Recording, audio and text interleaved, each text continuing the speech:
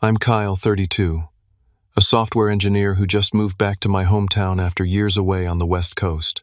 3 years ago, my grandparents left me their house in their will, and I've poured my heart, soul, and savings into renovating it. Last week, I returned from a business trip to find my parents and sister Amanda waiting in my living room with news that shattered my world. The betrayal I never saw coming would test everything I thought I knew about family. Before I tell you how I lost everything I worked for, let me know where you're watching from and hit that subscribe button if you've ever had family stab you in the back. Growing up, I always knew where I stood in my family's hierarchy.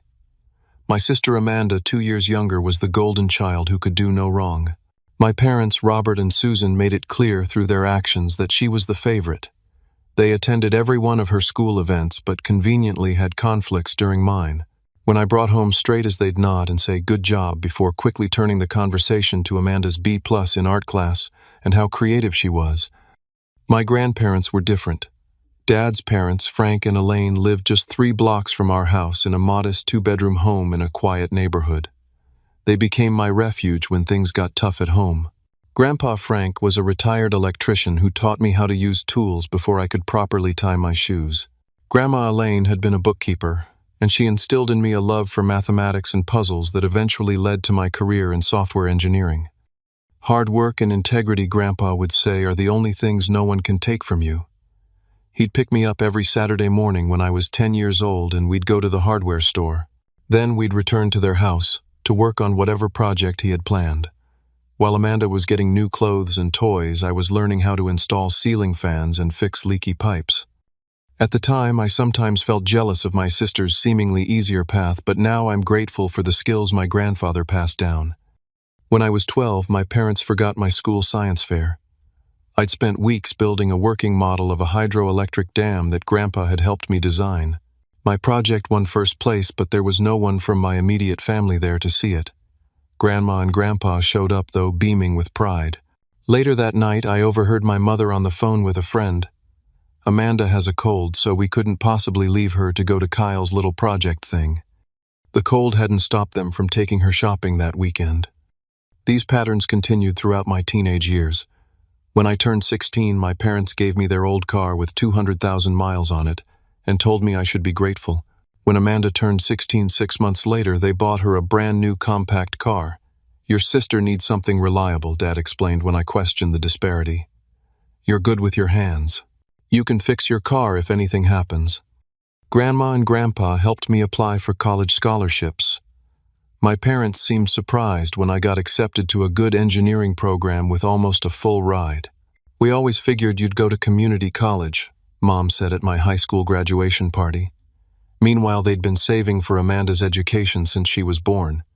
I worked hard through college, taking summer jobs and internships, while Amanda dropped out after her sophomore year to find herself. Despite this, my parents continued to financially support her lifestyle, paying for her apartment and giving her a monthly allowance well into her 20s.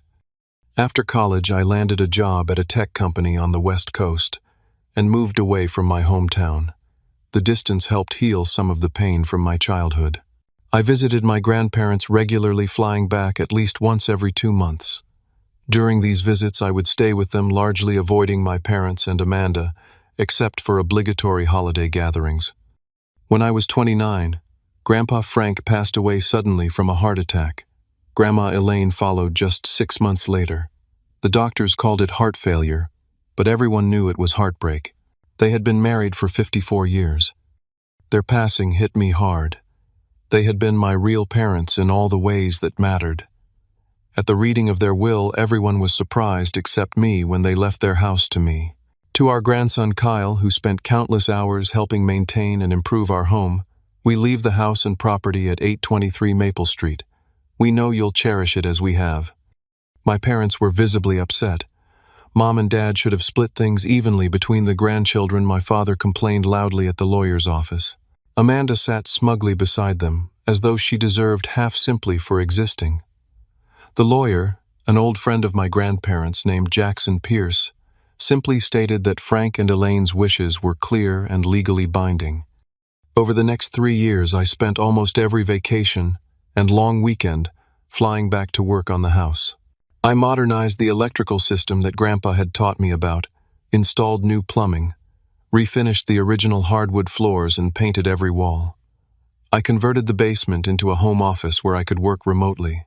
All told, I put about $70,000 of my own money into renovations, not counting the countless hours of labor. 6 months ago, an opportunity arose at my company to head up a new division in my hometown. It felt like fate. I could move back into my grandparents' house permanently and honor their legacy by living in the home they had built their lives in. I accepted the position, relocated, and settled into a routine that made me happier than I'd been in years. My parents and Amanda had been oddly interested in my renovations, stopping by unannounced to see what I was doing with the place. I noticed Amanda taking pictures of the improvements, which struck me as strange, but I dismissed it as simple curiosity. Now I understand she was documenting everything for a very different reason. Last Tuesday, I returned from a 3-day business trip to Chicago. The quarterly meeting had gone well, and I'd secured additional funding for my division's projects. I was exhausted from travel, but satisfied with the results, and looking forward to sleeping in my own bed. The flight had been delayed, so it was nearly 9 in the evening when my Uber dropped me off. As the car pulled away, I noticed my parents' silver SUV parked in my driveway alongside Amanda's blue compact car. I hadn't told them when I'd be back, so their presence was unexpected. For a brief, naive moment, I thought perhaps they had planned a welcome-home surprise. I shouldered my laptop bag and rolled my suitcase up the walkway, noticing that all the lights were on inside. I had definitely turned everything off before leaving. Using my key, I entered through the front door to find my mother, father, and sister sitting stiffly in my living room. The atmosphere was tense, like a board meeting before announcing layoffs. "There you are," my mother said, without getting up or offering a greeting. Her voice had that falsely sweet tone she used when she was about to do something underhanded. "We've been waiting for over an hour." "Sorry, the flight was delayed," I replied automatically, setting down my bags. "What's going on? Is everything okay?" My father cleared his throat and straightened the collar of his polo shirt, a nervous habit he'd had for as long as I could remember. "Son, we need to have a family discussion." Before I could respond, my mother cut in, her voice suddenly cold and businesslike. "You have 48 hours to get your stuff out. This house belongs to your sister now." I stood there still in my travel clothes, trying to process what I'd just heard. "What are you talking about? This is my house. Grandpa and Grandma left it to me in their will." My father produced a manila envelope from beside him on the couch and extracted several official-looking papers. "We've discovered some new information. Your grandparents had verbally promised this house to Amanda before they passed. They just never updated their will." I felt like I'd been punched in the stomach. That's absolutely not true. Grandpa and Grandma wanted me to have this house. They knew I loved it and would take care of it. Amanda spoke up, then her voice dripping with the entitlement she'd cultivated since childhood. "They obviously made a mistake, Kyle. You have your fancy career and can buy any house you want. I'm starting a family and need the space." It was the first I'd heard of Amanda starting a family, but I didn't have time to process that information because my mother jumped back in. "Your sister is pregnant, Kyle. She and Thomas need a stable home for their baby, and this neighborhood has excellent schools. So buy her a house." I replied, my voice rising despite my efforts to stay calm. "You've given her everything else she's ever wanted." My father stood up, puffing out his chest. "Don't take that tone. We're doing what's best for the family. Amanda needs this house more than you do." "It's my house," I said firmly. "Legally, I have the deed and the will to prove it." My mother waved her hand dismissively. "We found a letter from your grandmother. She clearly stated their intention to give the house to Amanda." "Let me see this letter," I demanded, holding out my hand. My parents exchanged glances. "We don't have it with us," my mother said quickly. "It's being verified by our lawyer." Even in my shocked state, I knew this was a lie. If such a letter existed, they would have brought it. My father handed me a document instead. "This is a quit-claim deed," he explained. "Just sign it and we can make this transition smooth. Amanda and Thomas can move in by the weekend." I glanced at the paper, which would indeed transfer ownership of my house to Amanda if I signed it. The audacity was breathtaking. I looked up to see Amanda walking around my living room, pointing at various spots. The nursery would look great in that small bedroom upstairs, she said to no one in particular. And we'll need to replace these floors with something more child-friendly. The floors I had spent weeks refinishing by hand using techniques Grandpa had taught me. I wanted to scream. I wanted to throw them all out of my house. I wanted to remind them how they had always favored Amanda, how Grandpa and Grandma had been more parents to me than they ever were, how I had poured my heart and savings into this house while they had done nothing but criticize and interfere. But something inside me went very still and quiet. A lifetime of dealing with their manipulation had taught me that emotional outbursts only gave them ammunition. Instead, I folded the unsigned document and placed it on the coffee table. "I need time to think about this," I said evenly. My silence seemed to unnerve them. They had expected yelling, possibly tears, definitely a fight they could use to paint me as unreasonable. My mother recovered first. "There's nothing to think about," she snapped. 48 hours, Kyle. We'll be back Thursday evening with a moving truck. Either you'll be gone or we'll pack your things for you." They stood to leave, Amanda pausing to take one more photo of my newly renovated kitchen. "The cabinets will have to go," she said loud enough for me to hear. Too dark for my taste. As they walked to the door, my father turned back. "Be reasonable, son. Don't make this harder than it needs to be." Then they were gone, leaving me standing alone in the home my grandparents had entrusted to me, now threatened by the very people who should have respected their wishes. I sank onto the couch, my mind racing. The quiet house that had always brought me comfort now felt vulnerable, as if the walls themselves were under attack.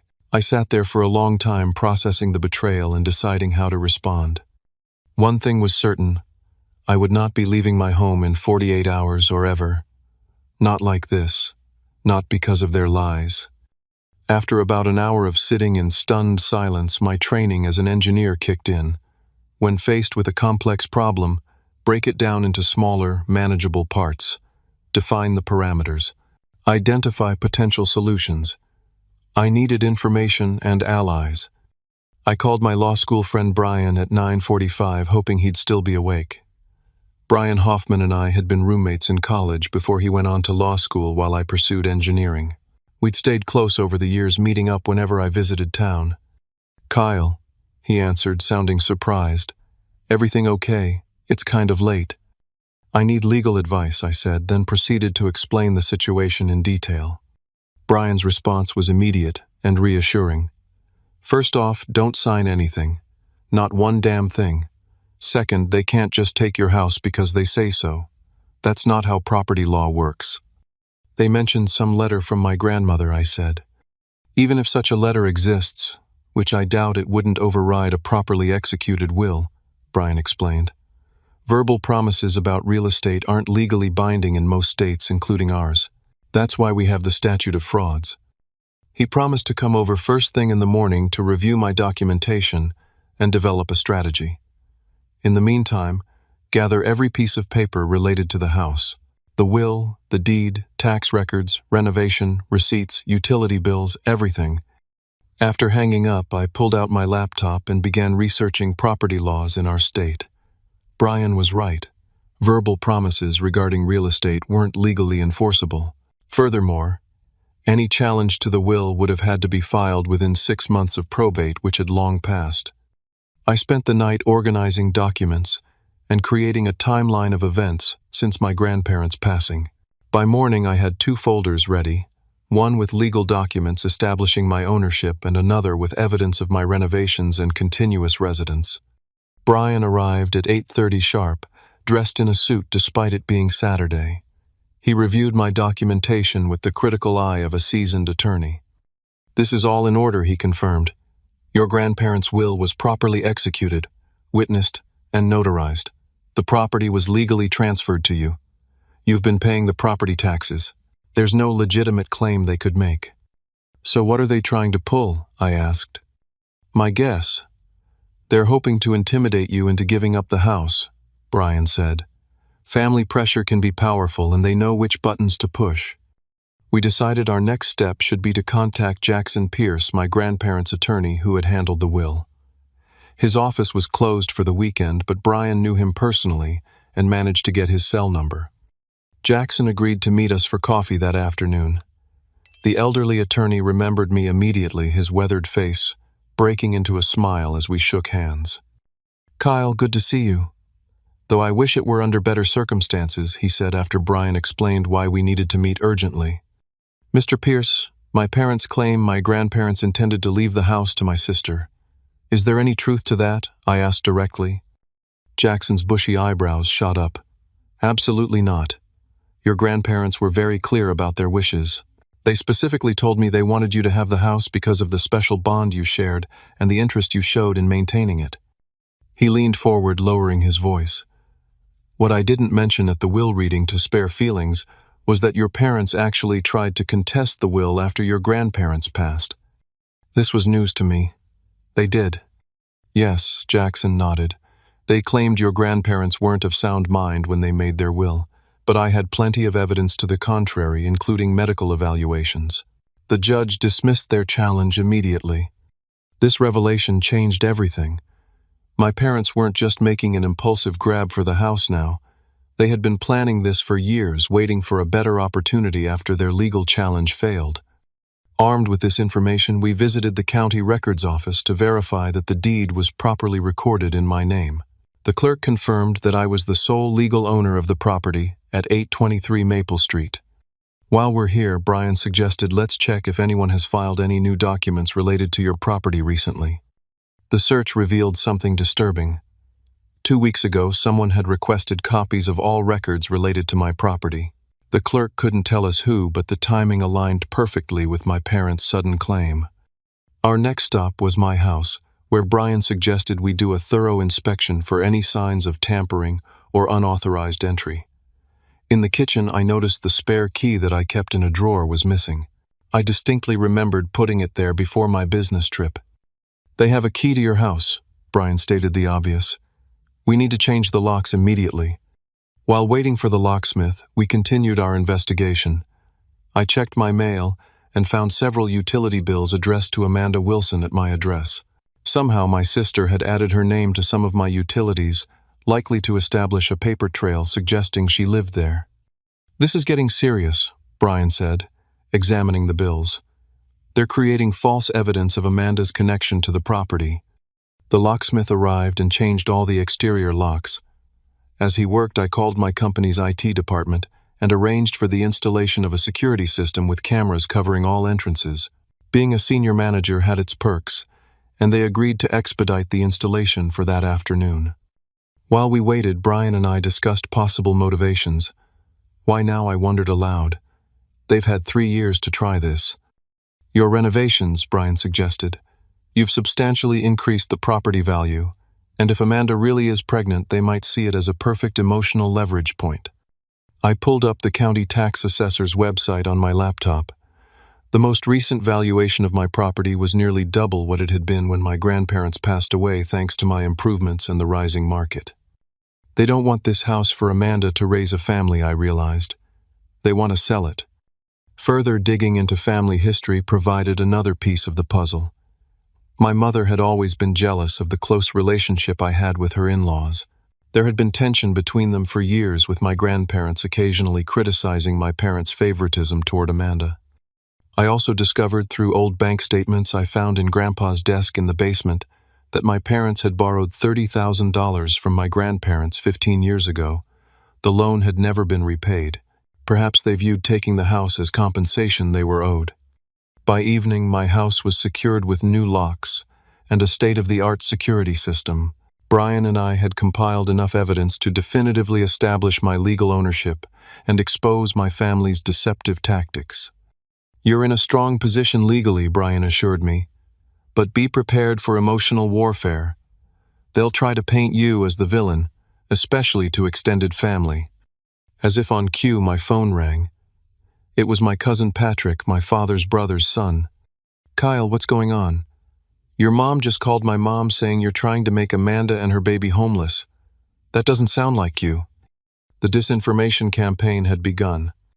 After explaining the truth to Patrick, who was sympathetic and promised to set the record straight with other relatives, I called my friend Michael. Unlike Brian, who was providing legal guidance, Michael had known me since childhood and understood the family dynamics at play. "They're really trying to steal your house?" Michael asked incredulously after I filled him in. "That's low even for your parents." "I need someone to talk this through with," I admitted. "Someone who gets the emotional side of all this." We met at a 24-hour diner, the kind with sticky laminate tables and bottomless coffee. For the next 3 hours, I poured out my frustrations, fears, and the lifetime of slights that had culminated in this ultimate betrayal. "I always knew they favored Amanda," I said, stirring my 4th cup of coffee. "But I never thought they'd go this far." Michael listened without interruption, then offered his perspective. "This isn't really about the house, Kyle. It's about control. You've built a successful life independent of them. The house is a symbol of that independence, and they want to take it away." His insight resonated. My parents had always expected me to fail without their support, proving their favoritism was justified. Instead, I had thrived largely thanks to my grandparents' influence. "So what's your game plan?" Michael asked. "I'm not giving up the house," I stated firmly. "But I need to be smart about how I handle this. They expect me to explode, to act irrationally, giving them ammunition to paint me as unstable or unreasonable." "The gray rock method," Michael suggested. "Be as responsive as a gray rock. Don't give them any emotion to feed on." The next morning, armed with legal knowledge and emotional clarity, I met with Brian to develop a comprehensive strategy. We set up shop at my dining room table, spreading out documents and laptops. "First, we need to document everything Brian said. Every interaction, every threat, every attempt to access the property." I showed him the security camera app on my phone, which provided live feeds of all entrances to my house and saved footage to cloud storage, already on it. "Good. Next, we need to prepare for their return tomorrow evening. I'll be here as a witness, but we should have backup." We decided to invite Michael and his wife Stephanie to be present as additional witnesses. Brian would bring a paralegal from his firm to document the encounter. "Now let's prepare for various scenarios," Brian continued. "If they bring a moving truck as threatened, we'll need to be clear about trespassing laws. If they try to force entry, we'll call the police immediately." We drafted a formal cease and desist letter outlining the legal facts of my ownership and warning against further harassment or attempts to gain unauthorized access to the property. Brian would deliver it personally if they showed up as promised. Next, we tackled the family disinformation campaign. I wrote a clear, factual email to send to extended family members, explaining the situation without emotional language and attaching copies of relevant legal documents proving my ownership. "What about Amanda?" I asked. "She's being manipulated too, in a way." Brian considered this. "You could try reaching out to her separately, but be careful. Any communication could be twisted or used against you." I decided to text Thomas, Amanda's husband, instead. We weren't close, but he had always seemed level-headed. "Can we talk privately? It's about the house situation." To my surprise, he responded almost immediately, suggesting we meet for lunch. Brian advised me to go but record the conversation legal in our state with one-party consent and not make any promises or admissions. Thomas looked uncomfortable as we sat in a quiet corner of a local sandwich shop. "I want you to know," he began, "that I didn't know anything about this plan until yesterday. Amanda told me your parents discovered some letter, proving the house was meant for her." "No such letter exists," I said calmly. "My grandparents left the house to me in their legally executed will. My parents already tried to contest it once and failed." Thomas looked shocked. "Amanda didn't mention that part. She said you were being selfish and refusing to help family." "I've helped Amanda plenty over the years," I replied. "But this house means everything to me. It's not just property, it's my connection to my grandparents." As our conversation continued, Thomas revealed more disturbing information. My parents had promised to help them with a down payment on a house months ago, then suddenly withdrawn the offer, telling them they could have my house instead. "They've been planning this for weeks," Thomas admitted. "Amanda's been picking out furniture, planning renovations. Your mom even gave her color swatches for the nursery." "And you were okay with taking my house?" I asked. Thomas had the decency to look ashamed. "I questioned it, but Amanda and your parents insisted it was what your grandparents would have wanted. that you were only named in the will because of some clerical error. By the end of our lunch, Thomas was clearly having doubts about the entire scheme. "I need to talk to Amanda," he said. "This doesn't feel right." Back at my house, Brian was impressed with the information I'd gathered. Thomas could be a valuable ally, he noted. Or at least he might convince Amanda to back down. We spent the rest of the day finalizing our preparations. I moved some boxes to the front porch to create the illusion I might be complying with their demands, a suggestion from Michael to give my parents a false sense of security. That evening, my parents called to check on my progress. "I'm handling things," I said vaguely, following our strategy of providing minimal information. "Good," my mother replied, sounding smug. "Amanda and Thomas will bring the truck tomorrow at 6. We expect you to be completely moved out by then." "I understand you'll be here at 6, I replied, neither confirming nor denying my intention to comply. After hanging up, I checked the security cameras one last time before going to bed. To my shock, I saw movement at the back door. Zooming in, I recognized my mother trying to use a key in the newly changed lock. The camera's microphone picked up her frustrated voice. "It's not working. He must have changed the locks." My father's voice responded, "We'll deal with it tomorrow. He can't keep us out of Amanda's house for long." I saved the footage immediately and sent it to Brian. His response was swift, documented, attempted, unauthorized entry. This strengthens our position. That night I barely slept thinking about the confrontation to come. But unlike the shock and helplessness I'd felt when they first made their demand, I now felt prepared and resolute. My grandparents had taught me to stand up for what was right, and tomorrow I would honor that lesson. At exactly 24 hours into the 48-hour ultimatum, my cell phone rang. It was my mother, her voice artificially sweet. "Kyle, honey, I'm just checking on how the packing is going. Do you need any help?" "I'm handling things my way," I replied, deliberately vague. "Well, don't forget we'll be there tomorrow evening. Amanda is so excited to start setting up the nursery." I made a non-committal sound and ended the call quickly. 20 minutes later, my father called with essentially the same message, though his approach was more businesslike. "Son, I trust you're being reasonable about this. The sooner you accept the situation, the easier this transition will be for everyone." Again, I gave no concrete information about my intentions, simply acknowledging that I heard what he was saying. Around noon, the doorbell rang. Through the security camera, I saw Amanda standing on my porch, holding what appeared to be paint samples, and accompanied by a man in work clothes. I opened the door but remained in the doorway, blocking entry. "What do you need, Amanda?" I asked politely but firmly. "I'm here to show the contractor what needs to be done," she said, attempting to step past me into the house. "The nursery needs to be painted before we move in, and the kitchen needs updating." "I'm sorry, but you can't come in," I said, standing my ground. "This is my house, and I haven't authorized any renovations." Amanda's face flushed with anger. "Don't be difficult, Kyle. Mom and Dad already told you the situation. This is my house now, and I need to get things ready for the baby. The legal owner of this house is me," I stated calmly. "I have documentation to prove it. Unless you have a court order or my written permission, you have no right to enter or make any changes." The contractor looked uncomfortable, shifting his weight from foot to foot. "Maybe I should come back another time," he suggested. "There won't be another time," I informed him. "No renovations have been authorized by the homeowner, which is me."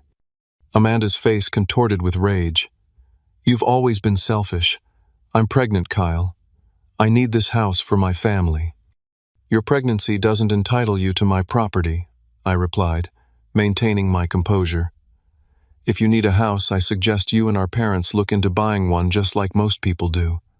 She pulled out her phone and dialed rapidly. "Mom, Kyle won't let me in to show the contractor the renovations we need." I could hear my mother's shrill voice through the speaker, though not her exact words.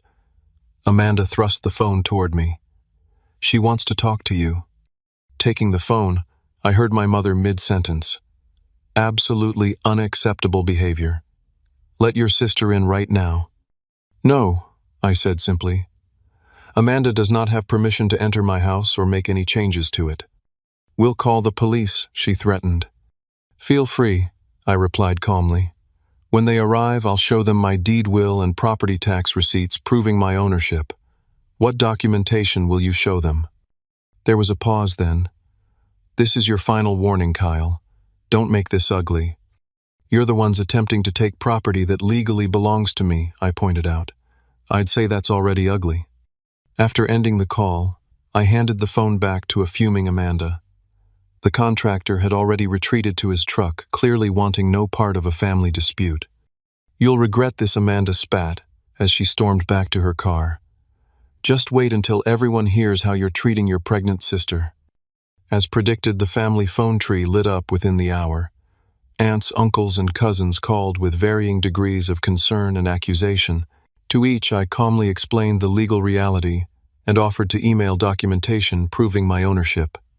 Some were supportive after hearing my side, while others remained firmly in my parents' camp, regardless of facts.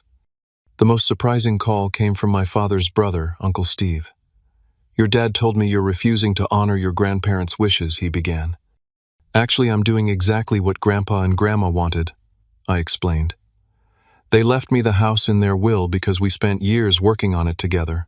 Dad and Mom tried to contest the will right after they died but lost because there was no legal basis for their claim." What Uncle Steve sounded genuinely shocked. Jim never mentioned contesting the will. He told everyone, "You had agreed to let Amanda have the house but suddenly changed your mind." "That's completely false," I assured him. "I've invested thousands of dollars and countless hours renovating this house. It's my home, and I have no intention of giving it away." Uncle Steve promised to speak with my father and get to the bottom of things. "I love my brother, but he's never been good at admitting when he's wrong," he sighed. Late that afternoon, I received a text from Thomas. "We need to talk. Can I come by?" After consulting with Brian, I agreed to meet Thomas, but insisted we talk on the front porch rather than inside the house. When he arrived, he looked stressed and conflicted. "Amanda's furious about earlier," he began. "She's been crying all afternoon saying you're trying to hurt the baby by denying us the house." "That's emotional manipulation," I pointed out. "My keeping my own property has nothing to do with your baby's well-being." Thomas nodded slowly. "I know. And after our talk yesterday, I did some research. You're right about the legal stuff. The house is yours fair and square." "Have you discussed this with Amanda?" I asked. "I tried," he said, looking down at his hands. "She won't listen. She says her parents promised her the house, and she believes them completely. But something doesn't add up. They've been acting strange for weeks, ever since they found out about the pregnancy." "What do you mean strange?" I prompted. "Secretive. Having whispered conversations that stop when I enter the room.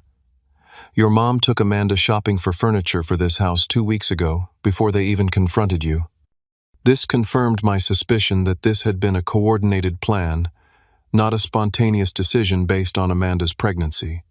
"There's something else," Thomas added hesitantly.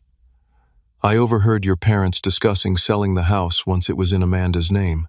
They mentioned using the money to pay off some debt and giving us a portion for a down payment on a different house." The pieces were falling into place. My parents never intended for Amanda to live in the house. They wanted to sell it and use the proceeds themselves, offering Amanda and Thomas just enough to keep them complicit in the scheme. "You should know," I told Thomas, "that I'm not moving out tomorrow or ever. I have legal representation and documentation of my ownership. If they show up with a moving truck, they'll be met with a formal cease and desist letter and witnesses." Thomas looked relieved rather than upset. "Honestly, I've been uncomfortable with this whole thing from the start. It never felt right to take your house." As he was leaving, he turned back. "I'll try to talk sense into Amanda again, but she's completely under your parents' influence right now. If they do something crazy tomorrow, remember, she's pregnant. Please don't do anything that might cause her stress." "I have no intention of creating drama," I assured him. "I just want to protect what's legally mine." After Thomas left, I checked the security cameras again and noticed a car slowly driving by the house. Zooming in, I recognized my parents' silver SUV. They were surveilling the property, perhaps looking for signs that I was indeed packing up as ordered. I called Brian to update him on the latest developments. They're escalating, he agreed. The drive-by, the attempted contractor visit, the family pressure campaign. All classic intimidation tactics. Will they really try to force their way in tomorrow? I wondered aloud. Be prepared for anything, Brian advised. But with the documentation we have and the witnesses we've arranged, they'd be foolish to try anything beyond bluffing and emotional manipulation. That night around 9:30, my security system alerted me to movement at the back door. Checking the camera feed, I saw my father attempting to use a key in the lock, just as my mother had the night before. When it didn't work, he tried the windows, checking if any were unlocked. I saved this footage as well, adding it to our growing file of evidence. It was clear now that my parents had no intention of respecting my legal rights. They were willing to enter my home without permission, potentially even breaking in, if necessary. As I watched my father retreat to his car where my mother waited, I felt a strange calm. Tomorrow would bring the final confrontation, but thanks to the careful preparation and the truth being on my side, I was ready. The 48-hour deadline arrived. I spent the morning reviewing our strategy with Brian and ensuring all our documentation was in order. Michael and Stephanie arrived around 5, bringing sandwiches and moral support. Brian's paralegal Jessica set up her laptop on the dining room table, ready to transcribe everything that would transpire. At 5:55, the security cameras showed a rental moving truck pulling into my driveway, followed by my parents' SUV and Amanda's car. Thomas was driving the truck, looking distinctly uncomfortable. "Here we go," I said to the room. "Everyone remember the plan. Stay calm, stick to facts, record everything." We positioned ourselves strategically. Brian and I would meet them at the door. Michael and Stephanie would remain in the living room as witnesses, while Jessica would stay out of sight in the dining room documenting everything. The doorbell rang at exactly 6 o'clock. I took a deep breath and opened the door with Brian at my side. My mother's smug expression faltered slightly when she saw Brian in his professional suit. My father looked irritated while Amanda stood slightly behind them, one hand protectively over her stomach. Thomas remained by the truck, not approaching the house. "Who's this?" my father demanded, gesturing at Brian. "Brian Hoffman, attorney at law." Brian introduced himself. "I represent Kyle in this matter." My mother's eyes narrowed. "We don't need lawyers for a family matter. Kyle knows what he needs to do."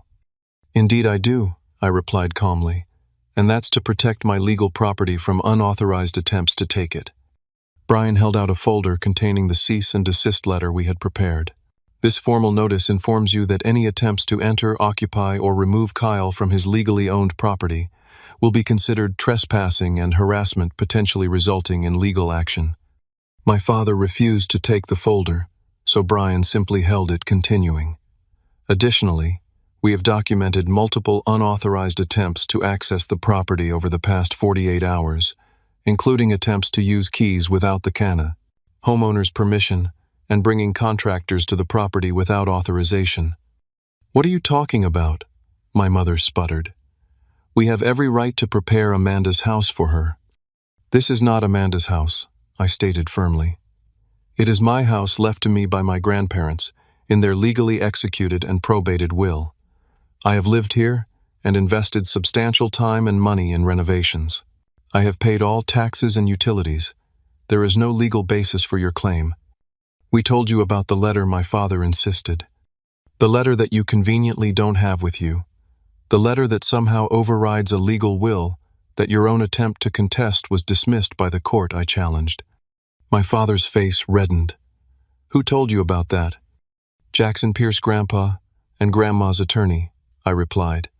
"He remembered quite clearly how you tried to claim they weren't of sound mind when they made their will." The judge disagreed. Amanda stepped forward, her face a mixture of confusion and anger. "What are they talking about, Dad? You said there was no question about the house being meant for me." My father waved his hand dismissively. "Kyle's trying to confuse the issue. The point is, you need this house for your family, and he's being selfish." "Actually," Thomas called from near the truck, finally approaching the porch, "we need to talk about this, Amanda. I've been doing some research, and Kyle's right about the legal ownership." "Thomas," Amanda hissed. "We discussed this. Mom and Dad are handling it." Thomas shook his head. They're handling it by trying to take something that doesn't belong to us. That's not right, especially not for our child. Is that the example we want to set? My mother's strategy shifted instantly. Her expression softened, and her voice took on a wounded tone. Kyle, sweetie, I know you loved your grandparents. We all did. But family has to look out for each other. Amanda is having a baby, your niece or nephew. Don't you want them to have a good home? I absolutely want that, I agreed, and I would have been happy to help Amanda and Thomas find a home if anyone had asked. Instead, you tried to take mine through lies and manipulation. We did no such thing, my mother exclaimed, clutching her chest dramatically. You're breaking my heart with these accusations. We have security footage, Brian interjected, of both of you attempting to enter the property without permission on multiple occasions in the past 48 hours. We also have documentation of Amanda's name being fraudulently added to utility accounts to create a false impression of residency. Amanda's eyes widened. Mom, is that true? My mother avoided the question. Everything we've done has been for you, Amanda, to secure your future. My father, seeing the situation deteriorating, attempted to reassert control. He stepped closer to me, using his height to try to intimidate me as he had when I was younger. Listen here, boy. You've always been difficult, always thinking you're better than everyone with your fancy job and education. But this is about family, and you're either with us or against us. I stood my ground, no longer the child who could be bullied. This is indeed about family. It's about honoring Grandpa and Grandma's wishes and the legacy they entrusted to me. It's about respecting legal rights and not trying to steal property through emotional manipulation. The confrontation had drawn attention. Several neighbors had emerged from their homes, watching the scene unfold from their yards. Mrs. Rivera from next door approached cautiously. Is everything all right, Kyle? She asked. Do you need me to call someone? Everything's under control, Mrs. Rivera, but thank you, I assured her. My family was just leaving. My mother, always concerned with appearances, forced a smile for the neighbors. Just a little family disagreement, nothing to worry about. Thomas approached Amanda and spoke quietly but firmly. We should go. This isn't right, and you know it. Amanda looked torn, glancing between her husband and her parents. But Mom and Dad said. They said what they needed to say to get what they wanted, Thomas replied. But it's not true, and deep down I think you know that. My father made one last attempt. If you don't sign over this house, Kyle, you're no longer part of this family. Is that what you want? The threat that might have devastated me years ago now rang hollow. You're asking me to choose between honoring my grandparents' wishes and submitting to your manipulation. That's not a difficult choice. At that moment, another car pulled into the driveway. Uncle Steve stepped out, approaching the gathering on the porch. Jim, Susan, what the hell is going on here? He demanded. I've been hearing some disturbing things. My father looked startled. Steve, what are you doing here? Making sure my brother isn't making a terrible mistake, Uncle Steve replied. Kyle told me about your failed attempt to contest the will. Why would you try to take his house now? The arrival of my uncle shifted the dynamic completely. My father, caught in his deception by his own brother, began to backpedal. We were just trying to help Amanda, he muttered. By stealing Kyle's house, Uncle Steve shook his head in disappointment. That's not helping. That's theft. Thomas gently took Amanda's arm. Let's go home and talk about this privately, he suggested. She nodded, finally seeing the situation clearly. My mother, realizing their plan had completely unraveled, attempted one final manipulation. Kyle, if you ever loved your sister, you'll reconsider. I do love Amanda, I replied sincerely, and I want her to have a wonderful life with Thomas and their baby, but that doesn't require me to give up my home. The moving truck drivers, who had been watching the scene unfold with obvious discomfort, approached Thomas. So we're not moving anything today? No, Thomas confirmed. There's been a misunderstanding. I apologize for wasting your time. As the moving truck pulled away, my parents found themselves isolated, their scheme exposed not just to me but to Amanda, Thomas, Uncle Steve, and the watching neighbors. This isn't over, my father muttered as they retreated to their car. Actually, it is, Brian called after them. Any further attempts to access this property without permission will result in immediate legal action. That's not a threat, it's a promise. As their car drove away, Amanda lingered for a moment. Kyle, I didn't know about them contesting the will or trying to enter your house without permission. I believed them when they said Grandma and Grandpa wanted me to have the house. I know, I said, softening my tone. They've been playing favorites for so long it probably seemed natural to you. We'll find our own place, Thomas assured me, his arm around Amanda's shoulders. The right way. After they left, Uncle Steve stayed behind to apologize. Your father has always had a problem with entitlement, he sighed. I should have seen this coming. The confrontation was over, and my home remained mine. But as I thanked everyone for their support and closed the door, I knew the family relationships would never be the same. In the weeks following the confrontation, I experienced a complex mixture of emotions, relief that my home was secure, vindication that the truth had prevailed, but also a profound sense of loss for the family relationships that had been irreparably damaged. On Brian's advice, I took several legal precautions. We filed a restraining order against my parents prohibiting them from coming within 100 feet of my property. I sent formal trespassing warnings and changed my emergency contacts at work and on medical forms. The house that had been my sanctuary now felt different. Each room carried memories not just of my grandparents, but also of the betrayal that had occurred within its walls. To reclaim my space, I accelerated my renovation plans, repainting rooms and rearranging furniture to create new positive associations. 3 weeks after the confrontation, Amanda texted asking if we could talk. We met at a neutral location, a coffee shop downtown. She looked different, somehow less entitled and more thoughtful. I wanted to apologize, she began. I should have questioned Mom and Dad's story instead of just believing everything they told me. They've been conditioning you to expect preferential treatment your entire life. I pointed out, not unkindly. It probably seemed perfectly reasonable that Grandpa and Grandma would leave you the house, despite their close relationship with me. Amanda nodded slowly. Thomas helped me see how manipulative they've been, not just with this, but with everything. They've been telling me what to think and how to feel my whole life, and I just went along with it. She explained that she and Thomas had found a starter home in a nice neighborhood, one they could afford with their combined incomes. Mom and Dad offered to help with the down payment, but we declined. We need to do this on our own. This surprised me. Amanda had never refused financial help from our parents before. That's a big step, I acknowledged. I'm proud of you. Thomas and I have been talking a lot about what kind of parents we want to be. She continued, resting a hand on her slightly rounded stomach. We don't want our child to experience the favoritism and manipulation that shaped our childhoods. We want to be better than that. I found myself cautiously optimistic about building a new, healthier relationship with my sister. We agreed to take things slowly, establishing clear boundaries while working toward understanding and forgiveness. My relationship with my parents was a different story. They had made no attempt to apologize or acknowledge their wrongdoing. Through family grapevine, I heard they were telling relatives I had overreacted and misunderstood their intentions. Some believed them, but many now saw through the facade, especially after Uncle Steve shared what he had witnessed.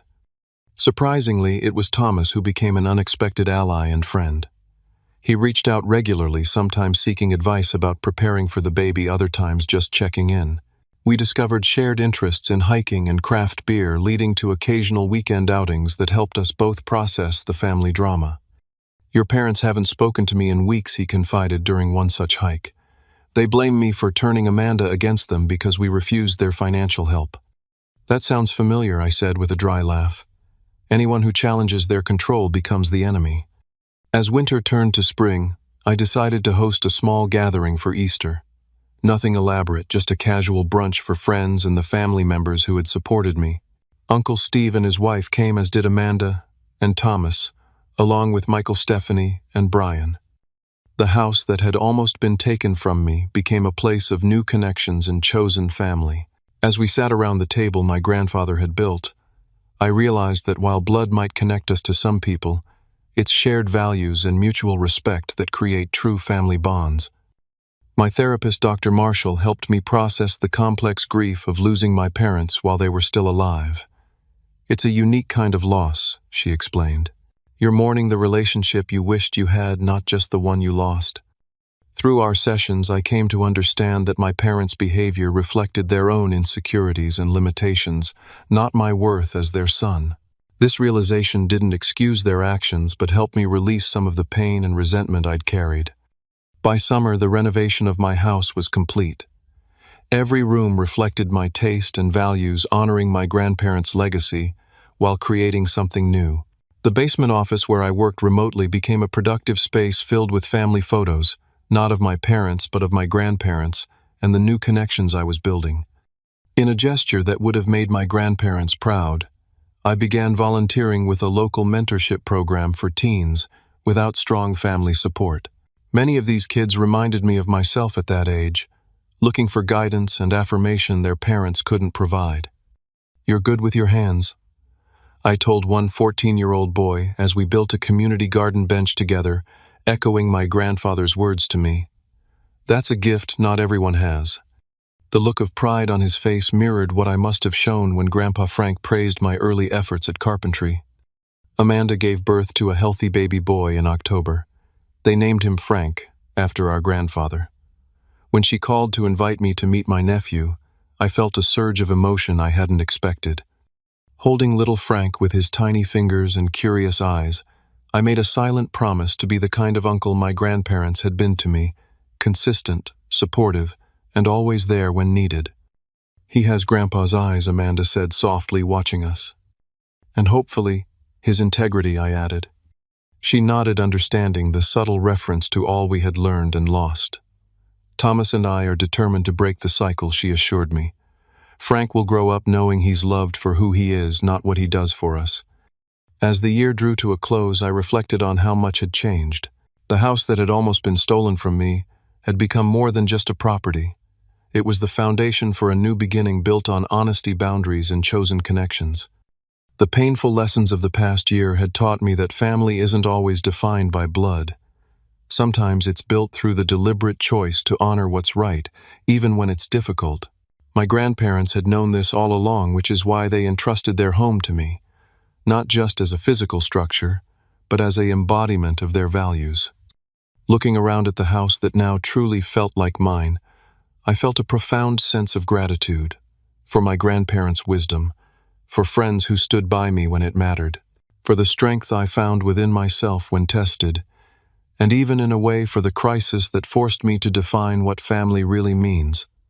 Have you ever had to stand up to family members who crossed boundaries or tried to take advantage of you?